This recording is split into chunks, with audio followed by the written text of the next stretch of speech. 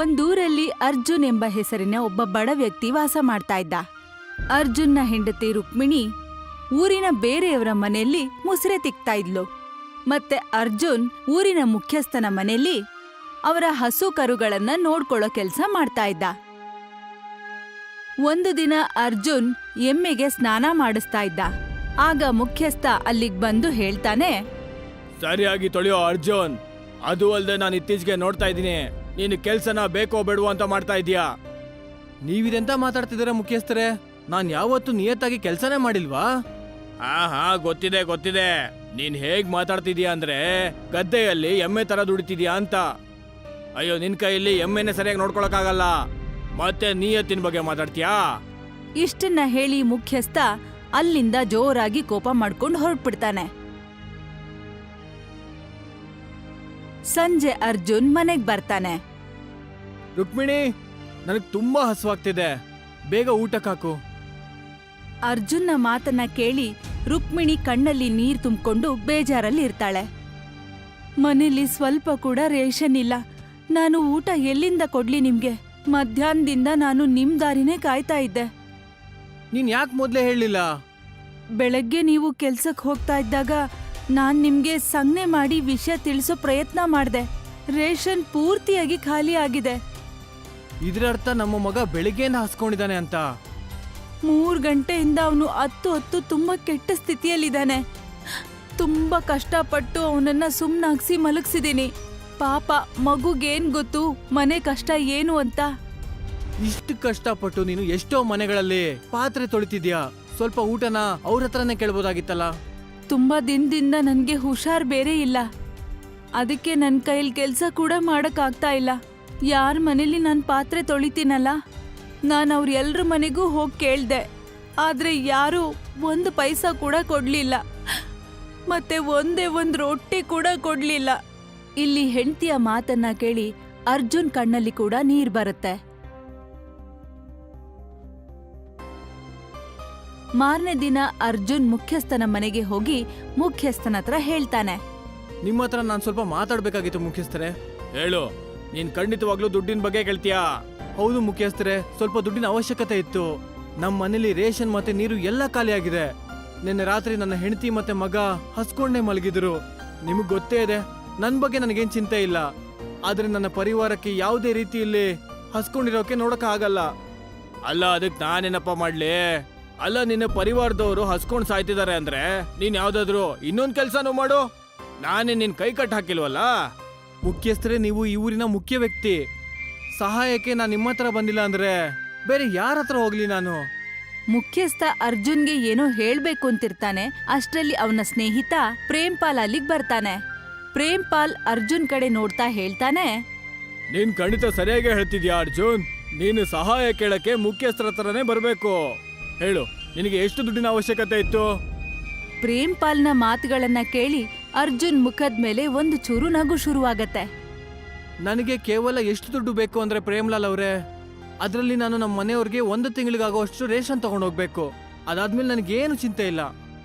ಪ್ರೇಮ್ಪಾಲ್ ಮುಖ್ಯಸ್ಥನ್ ಕಡೆ ನೋಡಿ ಹೇಳ್ತಾನೆ, ಮುಖ್ಯಸ್ಥರೇ, ಅರ್ಜುನ್ಗೆ ಸ್ವಲ್ಪ ದುಡ್ಡು ಕೊಡಿ. ಮುಖ್ಯಸ್ಥ ಇಷ್ಟ ಇಲ್ದೇ ಇದ್ರು ಅರ್ಜುನ್ಗೆ ಸ್ವಲ್ಪ ದುಡ್ಡನ್ನ ಕೊಡ್ತಾನೆ. ಅರ್ಜುನ್ ತುಂಬಾ ಖುಷಿಯಿಂದ ಅಲ್ಲಿಂದ ಹೊರಟ್ಬಿಡ್ತಾನೆ.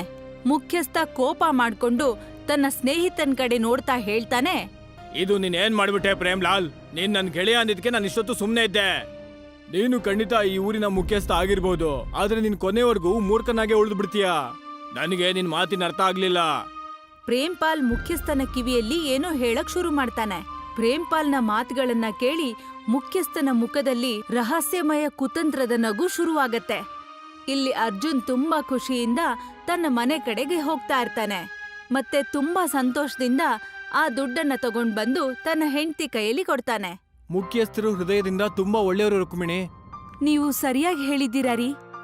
ನನ್ಗೆ ಹೇಳೋಕೆ ಆಗ್ತಿಲ್ಲ ಈ ದುಡ್ಡನ್ನ ನೋಡಿ ನನ್ಗೆಷ್ಟು ಖುಷಿ ಆಗಿದೆ ಅಂತ. ಮೊದ್ಲು ಹೋಗಿ ನಾನು ಮಾರ್ಕೆಟಲ್ಲಿ ಏನಾದ್ರೂ ರೇಷನ್ ತಗೊಂಡ್ ಬರ್ತೀನಿ. ಮುನ್ನ ನೆನ್ನೆಯಿಂದ ಹಸ್ಕೊಂಡಿದ್ದಾನೆ. ಸ್ವಲ್ಪ ಹೊತ್ತಿನ ನಂತರ ರುಕ್ಮಿಣಿ ಮಾರ್ಕೆಟಿಂದ ರೇಷನ್ ತಗೊಂಡ್ ಬರ್ತಾಳೆ. ಸಂಜೆ ಮುನ್ನ ಅರ್ಜುನ್ ಕಡೆ ನೋಡಿ ಹೇಳ್ತಾನೆ, ಅಪ್ಪ, ನೀವ್ ನನ್ಗೆ ಪ್ರಾಮಿಸ್ ಮಾಡಿದ್ರಿ ನನ್ಗೋಸ್ಕರ ಪೇಪರ್ ಟ್ರೈನ್ ಮಾಡ್ಕೊಡ್ತೀನಿ ಅಂತ. ಹಾ ಯಾಕಿಲ್ಲ. ಆದ್ರೆ ನಿನಗೆ ಗೊತ್ತಿದ್ಯಾ, ಪೇಪರ್ ಟ್ರೈನ್ ಮಾಡೋದಕ್ಕೆ ತುಂಬಾನೇ ಪೇಪರ್ಗಳ ಅವಶ್ಯಕತೆ ಬೇಕಾಗುತ್ತೆ. ಅರ್ಜುನ್ನ ಮಾತುಗಳನ್ನ ಕೇಳಿ ಮುನ್ನ ಕೆಲವು ಪೇಪರ್ಗಳನ್ನ ತಗೊಂಡ್ ಬಂದು ಮುಂದೆ ಇಡ್ತಾನೆ. ಅರೆ ವಾ ನನ್ನ ಮಗನೇ, ಪೇಪರ್ ನೀನ್ ಆಗ್ಲೇ ತಂದಿದ್ಯಾ? ಸರಿ, ಹಾಗಿದ್ರೆ ನಾನ್ ನಿನಗೋಸ್ಕರ ಪೇಪರ್ ಟ್ರೈನ್ ಮಾಡ್ಕೊಡ್ತೀನಿ. ನಿನಗೆ ಗೊತ್ತಿದ್ಯಾ ನನಗೆ ಪೇಪರ್ ಟ್ರೈನ್ ಮಾಡೋದಕ್ಕೆ ಯಾರು ಹೇಳ್ಕೊಟ್ರು ಅಂತ? ಯಾರು ಪಾಪ? ನಮ್ಮ ತಾತ ಅವರು ಪೇಪರ್ ಇಂದ ಎಷ್ಟು ಸುಂದರವಾದ ಟ್ರೈನ್ ಮಾಡ್ತಾ ಇದ್ರು ಅಂದ್ರೆ ಬ್ರಿಟಿಷರು ಕೂಡ ಅದನ್ನ ನೋಡಿ ಮೋಸ ಹೋಗ್ತಾ ಇದ್ರು. ಹೇಳ್ತಾ ಇದ್ರಂತೆ, ಪೇಪರ್ ಇಂದ ಮಾಡಿರೋ ನಿನ್ನ ಈ ಟ್ರೈನ್ ಅಂತೂ ನಿಜವಾದ ಟ್ರೈನ್ ಗಿಂತ ತುಂಬಾ ಸುಂದರವಾಗಿ ಕಾಣುತ್ತೆ ಅಂತ. ಸ್ವಲ್ಪ ಹೊತ್ತಲ್ಲೇ ಅರ್ಜುನ್ ಕಾಗದದಿಂದ ತುಂಬಾ ಸುಂದರವಾದ ಟ್ರೈನ್ ಮಾಡ್ಕೊಡ್ತಾನೆ. ಮುನ್ನ ಆ ಪೇಪರ್ ಟ್ರೈನ್ ಅನ್ನ ನೋಡಿ ತುಂಬಾನೇ ಖುಷಿ ಆಗ್ಬಿಡತ್ತೆ. ಅಪ್ಪ, ಈ ಟ್ರೈನ್ ಅಂತೂ ನಿಜವಾಗ್ಲೂ ಅಸ್ಲಿ ತರನೇ ಕಾಣಿಸ್ತಿದೆ. ಕಂದ, ನೀನ್ ಯಾವಾಗಲಾದ್ರೂ ನಿಜವಾದ ಟ್ರೈನ್ ನೋಡಿದ್ಯಾ? ನಮ್ಮೂರಲ್ಲಂತೂ ಟ್ರೈನೇ ಇಲ್ವಲ್ಲ. ಹಾ, ನೋಡಿದ್ದೀನಿ ಅಪ್ಪ. ಅಂಕಲ್ ಮನೆಯಲ್ಲಿ ಒಂದು ದೊಡ್ಡ ಟಿವಿ ಇದೆಯಲ್ಲ, ನಾನು ಆ ಟಿವಿನಲ್ಲೇ ಟ್ರೈನ್ ನೋಡಿರೋದು. ಇಷ್ಟು ಹೇಳಿ ಮುನ್ನ ಆ ಕಾಗದದ ಟ್ರೈನ್ ತಗೊಂಡು ಆಟ ಆಡೋಕೆ ಅಂತ ಹೋಗ್ತಾನೆ. ಅಷ್ಟ್ರಲ್ಲಿ ಅಲ್ಲಿಗೆ ಅರ್ಜುನ್ನ ಹೆಂಡತಿ ಬರ್ತಾಳೆ. ನಿಮ್ಗೆ ಗೊತ್ತೇ ಇದೆಯಲ್ಲ, ನಮ್ಮೂರಲ್ಲಿ ಸರ್ಕಾರದ ಕಡೆಯಿಂದ ರೈಲ್ವೆ ಇಲಾಖೆಯಲ್ಲಿ ಕೆಲಸ ಮಾಡೋ ಕೆಲಸಗಾರರು ಬಂದಿದ್ದಾರೆ. ಇದಂತೂ ತುಂಬಾ ಖುಷಿಯಾದ ವಿಷಯ. ನಮ್ಮೂರಲ್ಲಂತೂ ರೈಲ್ನ ಸೇವೆ ಇಲ್ವೇ ಇಲ್ವಲ್ಲ. ಒಂದ್ ವೇಳೆ ಊರಲ್ಲೇನಾದ್ರೂ ರೈಲ್ನ ವ್ಯವಸ್ಥೆ ಆದ್ರೆ ಊರಲ್ಲಿರೋ ಎಲ್ರಿಗೂ ಕೆಲ್ಸಗಳು ಸಿಗುತ್ತೆ. ನಾನ್ ಕೇಳ್ಪಟ್ಟೆ, ಮುಖ್ಯಸ್ಥರು ಆ ಕೆಲಸದವ್ರನ್ನೆಲ್ಲರನ್ನು ಹೆದರ್ಸಿ ಅಲ್ಲಿಂದ ಓಡಿಸ್ಬಿಟ್ಟಿದ್ದಾರೆ ಅಂತ. ಮುಖ್ಯಸ್ಥರಂತೂ ತುಂಬಾ ಒಳ್ಳೆ ವ್ಯಕ್ತಿ. ಅವ್ರು ಹೀಗೆ ಯಾಕೆ ಮಾಡಿದ್ರು? ನಾನು ಇದ್ರ ಬಗ್ಗೆ ಅವ್ರ ಹತ್ರ ಖಂಡಿತವಾಗ್ಲೂ ಮಾತಾಡ್ತೀನಿ. ಹೀಗೆ ಸ್ವಲ್ಪ ದಿನಗಳು ಕಳೆದು ಹೋದ್ವು. ಒಂದಿನ ಇದ್ದಕ್ಕಿದ್ದ ಹಾಗೆ ಮುಖ್ಯಸ್ಥ ತನ್ನ ಸ್ನೇಹಿತ ಪ್ರೇಮ್ಪಾಲ್ ಜೊತೆಗೆ ಕೊಟ್ಟಿಗೆಗೆ ಬರ್ತಾನೆ. ಮುಖ್ಯಸ್ಥರೇ, ನನ್ನ ಹೆಂಡತಿ ಹೇಳ್ತಾ ಇದ್ಲು ಸ್ವಲ್ಪ ದಿನದ ಹಿಂದೆ ಸರ್ಕಾರದ ಕಡೆಯಿಂದ ರೈಲ್ವೆ ಕಾರ್ಮಿಕರು ಬಂದಿದ್ರು ಅಂತ. ನನಗನ್ಸುತ್ತೆ ಅವರು ಇಲ್ಲಿ ರೈಲ್ವೆ ವ್ಯವಸ್ಥೆ ಮಾಡೋದಕ್ಕೆ ಯೋಚನೆ ಮಾಡ್ತಿರ್ಬೇಕು ಅಂತ. ಹಾ, ನೀನು ಸರಿಯಾಗಿ ಕೇಳಿದ್ಯಾ ಅರ್ಜುನ್. ಮತ್ ನಾನು ಅವ್ರೆಲ್ರೂ ಓಡಿಸ್ಬಿಟ್ಟೆ. ಆದ್ರೆ ನೀವ್ ಯಾಕೆ ಹಾಗೆ ಮಾಡಿದ್ರಿ ಮುಖ್ಯಸ್ಥರೇ? ಒಂದ್ ವೇಳೆ ಇಲ್ಲಿ ರೈಲ್ವೆ ಕೆಲಸ ಶುರು ಆದ್ರೆ ನಮ್ ಊರಲ್ಲಿರೋರ್ಗೆಲ್ಲ ಕೆಲ್ಸ ಸಿಗುತ್ತೆ. ಅದರಿಂದ ಸರ್ಕಾರಕ್ಕೆ ಲಾಭ ಆಗುತ್ತೆ, ನನಗಲ್ಲ. ಈ ಮಾತನ್ನ ಹೇಳಿ ಮುಖ್ಯಸ್ಥ ಪ್ರೇಮ್ಪಾಲ್ ಜೊತೆ ಹೊರಟೋಗ್ತಾನೆ. ಸಂಜೆಗೆ ಮುಖ್ಯಸ್ಥ ತನ್ನ ಸ್ನೇಹಿತ ಪ್ರೇಮ್ಪಾಲ್ನ ಕರ್ಕೊಂಡು ಅರ್ಜುನ್ನ ಮನೆಗೆ ಬರ್ತಾನೆ. ಮುಖ್ಯಸ್ಥರೇ, ನೀವು? ಮುಖ್ಯಸ್ಥರು ಮಾತಾಡೋದಕ್ಕೂ ಮುಂಚೆನೆ ಅವರ ಸ್ನೇಹಿತ ಪ್ರೇಮ್ಪಾಲ್ ನಗ್ತಾ ನಗ್ತಾ ಮಾತನ್ನ ಶುರು ಮಾಡ್ತಾನೆ. ನಿನಗ್ ನೆನಪಿದ್ಯಾ ಅರ್ಜುನ್? ಸ್ವಲ್ಪ ದಿನಗಳ ಹಿಂದೆ ನೀನು ಮುಖ್ಯಸ್ಥರ ಹತ್ರ ತುಂಬಾ ದೊಡ್ಡ ಮೊತ್ತದ ಸಾಲ ತಗೊಂಡಿದ್ದೆ. ಸರಿಯಾದ ಸಮಯಕ್ಕೆ ನೀನ್ ತೀರಿಸ್ಲಿಲ್ಲ. ಅದಕ್ಕೆ ಕಾನೂನಿನ ಪ್ರಕಾರ ನೀನು ಈಗಿಂದೀಗ್ಲೇ ಈ ಮನೆನ ಖಾಲಿ ಮಾಡ್ಬೇಕಾಗುತ್ತೆ. ನೀವಿದೇನ್ ಮಾತಾಡ್ತಾ ಇದ್ದೀರಾ? ನಾನು ಮುಖ್ಯಸ್ಥರ ಹತ್ರ ಸಹಾಯ ಕೇಳಿದ್ದು. ನಾನು ಎಲ್ರಿಗೂ ಸಹಾಯ ಮಾಡ್ತೀನಿ ಅಂತ ಏನ್ ಬೋರ್ಡ್ ಹಾಕೊಂಡಿಲ್ಲ. ನಿನ್ನ ಮೇಲೆ ಎಷ್ಟು ಸಾಲ ಇದೆ ಅಂದ್ರೆ ನೀನು 7 ಜನ್ಮ ಎತ್ತಿದ್ರು ಆ ಸಾಲವನ್ನ ಪೂರ್ತಿಯಾಗಿ ತೀರಿಸೋಕಾಗಲ್ಲ. ಅದಕ್ಕೆ ನೀನು ಏನು ಮಾತಾಡದೆ ನಿನ್ನ ಪರಿವಾರದವ್ರ ಜೊತೆಗೆ ಮನೆ ಬಿಟ್ಟು ಹೋಗ್ಬಿಡು. ಇಲ್ಲಾಂದ್ರೆ ಕೂತ್ಕೆ ಹಿಡಿದು ಆಚೆ ತಳ್ಬೇಕಾಗತ್ತೆ. ಮುಖ್ಯಸ್ಥ ಅರ್ಜುನ್ಗೆ ಮನೆಯ ಯಾವ ಸಾಮಾನು ತಗೊಳ್ಳೋದಕ್ ಬಿಡೋದಿಲ್ಲ. ಆದ್ರೆ ಅರ್ಜುನ್ನ ಮಗ ಮುನ್ನ ಅವನ ಕಾಗದದ ಟ್ರೈನ್ ತಗೊಳ್ಳೋದಕ್ಕೆ ಜೋರಾಗಿ ಹತ್ತು ಹಠ ಮಾಡ್ತಿರ್ತಾನೆ. ಈ ಪೇಪರ್ ಟ್ರೈನ್ ಇಂದ ನನಗೇನು ಉಪಯೋಗ ಆಗುತ್ತೆ? ಇದು ಬಜಾರಲ್ಲಿ ಫ್ರೀಯಾಗಿ ಕೊಟ್ರೆ ಯಾರು ತಗೊಳಲ್ಲ. ಹೋಗು, ನಿನ್ನ ಈ ಪೇಪರ್ ಟ್ರೈನ್ ಇಂದ ಕಾಡಲ್ಲೇ ಆಟ ಆಡ್ಕೊಂಡಿದ್ ಬಿಡು. ಅರ್ಜುನ್ ಮುನ್ನ ಜೊತೆ ತನ್ನ ಹೆಂಡತಿನ ಕರ್ಕೊಂಡು ಅಳ್ತಾ ಅಳ್ತಾ ತನ್ನ ಮನೆ ಬಿಟ್ಟು ಬಂದ್ಬಿಡ್ತಾನೆ. ಮತ್ತೆ ಒಂದು ಮರದ ಕೆಳಗಡೆ ಕೂತ್ಕೊಂಡು ಅಳ್ತಾ ಇರ್ತಾನೆ. ಅರ್ಜುನ್ ಮತ್ತೆ ರುಕ್ಮಿಣಿ ಅಳ್ತಾ ಅಳ್ತಾ ಆ ಮರದ ಕೆಳಗಡೆನೆ ಮಲಗ್ಬಿಡ್ತಾರೆ. ಆದ್ರೆ 7 ವರ್ಷದ ಮುನ್ನ ಸ್ವಲ್ಪ ಸಮಯಕ್ಕೆ ಅದನ್ನೆಲ್ಲ ಮರ್ತು ಆ ಕಾಗದದ ಟ್ರೈನ್ ಜೊತೆ ಆಟ ಆಡ್ತಾ ಇರ್ತಾನೆ. ಆಗ್ಲೇ ಅವನ್ಗೆ ಆ ಮರದ ಕೆಳಗಡೆನೆ ಅವನಿಗೆ ಅವನ ವಯಸ್ಸಿನ ಒಬ್ಬ ಚಿಕ್ಕ ಹುಡುಗಿ ಕಾಣಿಸ್ತಾಳೆ. ಯಾರ್ ನೀನು? ನಾನು ಇದೇ ಮರದ ಮೇಲೆ ಇರೋದು. ಏನು? ಯಾರಾದ್ರೂ ಮರದ ಮೇಲೂ ಇರಬಹುದಾ? ಏನ್ ಹೇಳ್ತಿದ್ಯಾ? ಅದೆಲ್ಲ ಬಿಡು. ನೀನ್ ನನ್ಗೆ ನಿನ್ ಕಾಗದದ ಟ್ರೈನ್ ತೋರಿಸ್ತೀಯಾ? ಯಾಕಿಲ್ಲ, ನಾವಿಬ್ರು ಸೇರ್ಕೊಂಡು ಈ ಕಾಗದದ ಟ್ರೈನ್ ಜೊತೆಲಿ ಆಟ ಆಡೋಣ. ಮುನ್ನ ಮತ್ತೆ ಆ ಚಿಕ್ಕ ಸುಂದರವಾದ ಹುಡುಗಿ ಆಟ ಆಡಕ್ ಶುರು ಮಾಡ್ತಾರೆ. ಇಲ್ಲಿ ಅರ್ಜುನ್ ಮತ್ತೆ ರುಕ್ಮಿಣಿಗೆ ಎಚ್ಚರ ಆಗತ್ತೆ. ಕಂದ, ನೀನ್ ಯಾರ ಜೊತೆಗೆ ಆಟ ಆಡ್ತಿದ್ಯಾ? ಅರ್ಜುನ್ ಈ ಮಾತನ್ನ ಹೇಳ್ತಿದ್ದ ಹಾಗೆ ಒಂದು ಜೋರಾದ ಬೆಳಕಿನ ಜೊತೆ ಒಬ್ಬ ಸುಂದರವಾದ ಯುವತಿ ಆ ಸುಂದರವಾದ ಹುಡುಗಿಯ ಜೊತೆಗೆ ಬಂದು ಪ್ರತ್ಯಕ್ಷ ಆಗ್ತಾಳೆ. ಇವಳು ನನ್ನ ಮಗಳು. ನಮ್ಮ ಪರಿವಾರ ಇದೇ ಮರದ ಮೇಲೆ ವಾಸ ಮಾಡ್ತಾ ಇದೀವಿ. ನಾನು ಮರಗಳ ಮಾಯದ ಮಹಾರಾಣಿ, ಮರಗಳ ರಾಣಿ. ಅರ್ಜುನ್ ಮತ್ತೆ ರುಕ್ಮಿಣಿ ತುಂಬಾ ಹೆದರ್ಬಿಡ್ತಾರೆ. ಹೆದರ್ಬೇಡ ಅರ್ಜುನ್. ನಿನಗೆ ನನ್ನ ಹೆಸರೇ ಗೊತ್ತಿದೆ. ನಿನಗ್ ಗೊತ್ತಾ, ನಿಮ್ ತಾತನವ್ರಿಗೆ ಕಾಗದದ ಟ್ರೈನ್ ಮಾಡೋದನ್ನ ಯಾರು ಹೇಳ್ಕೊಟ್ರು ಅಂತ? ನನ್ನ ತಂದೆಯವರು. ನಿಮ್ ತಾತ ಅವರು ಯಾವಾಗ್ಲೂ ಇದೇ ಮರದ ಕೆಳಗಡೆ ಕೂತ್ಕೊಂಡು ಕಾಗದದ ಆಟಿಕೆಗಳನ್ನ ಮಾಡ್ತಾ ಇದ್ರು.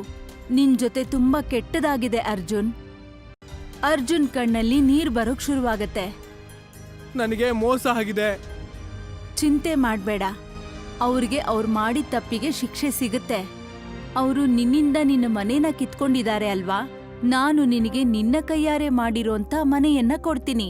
ಅದರಲ್ಲಿ ನೀನು ವಾಸ ಕೂಡ ಮಾಡಬಹುದು, ಮತ್ತೆ ಎಷ್ಟು ದುಡ್ಡು ಸಂಪಾದನೆ ಮಾಡಬಹುದು ಅಂದ್ರೆ ಮುಖ್ಯಸ್ಥನ 5 ತಲೆಮಾರು ಕೂಡ ಸಂಪಾದನೆ ಮಾಡಕ್ಕಾಗಲ್ಲ. ಈ ಮಾತನ್ನ ಹೇಳಿ ಆ ಸುಂದರವಾದ ಯುವತಿ ಕಾಗದದ ಟ್ರೈನ್ ಅನ್ನ ತುಂಬಾ ಸೂಕ್ಷ್ಮವಾಗಿ ನೋಡೋಕ್ ಶುರು ಮಾಡ್ತಾಳೆ.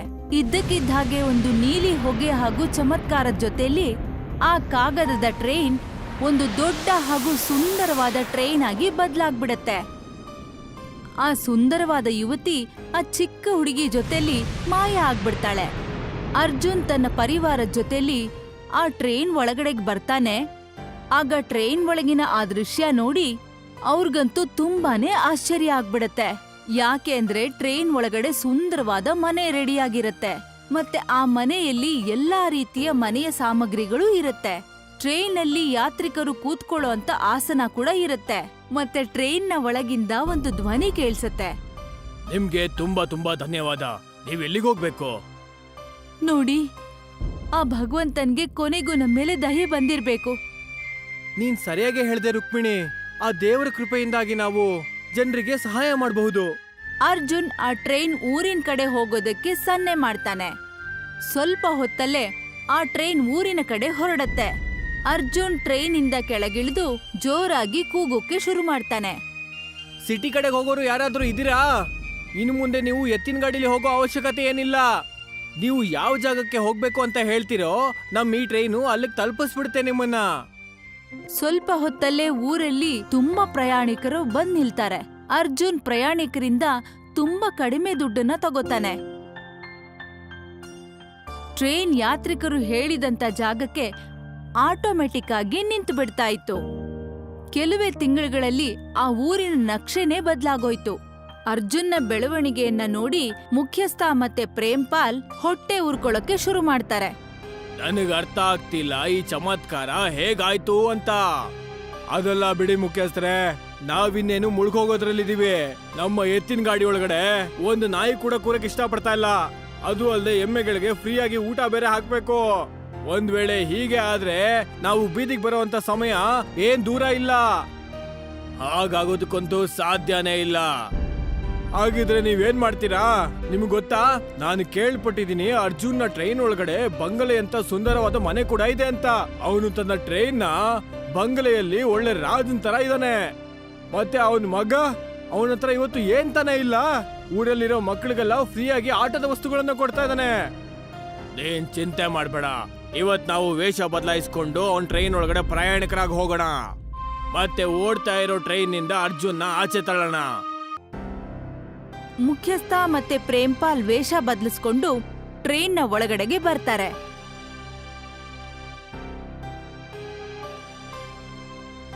ಟ್ರೈನ್ ಎಲ್ಲಾ ಯಾತ್ರಿಕರನ್ನು ಕೆಳಗಿಳಿಸಿದ್ಮೇಲೆ ಮುಖ್ಯಸ್ಥ ಮತ್ತೆ ಪ್ರೇಮ್ಪಾಲ್ನ ಒಂದು ಮರುಭೂಮಿಗೆ ಕರ್ಕೊಂಡ್ ಬರುತ್ತೆ. ಮುಖ್ಯಸ್ಥ ಅರ್ಜುನ್ ಕಡೆ ನೋಡ್ತಾ ಹೇಳ್ತಾನೆ, ನಾವಿಲ್ಲಿಗೆ ಬರೋದಕ್ಕೇನ್ ಹೇಳಲಿಲ್ಲ.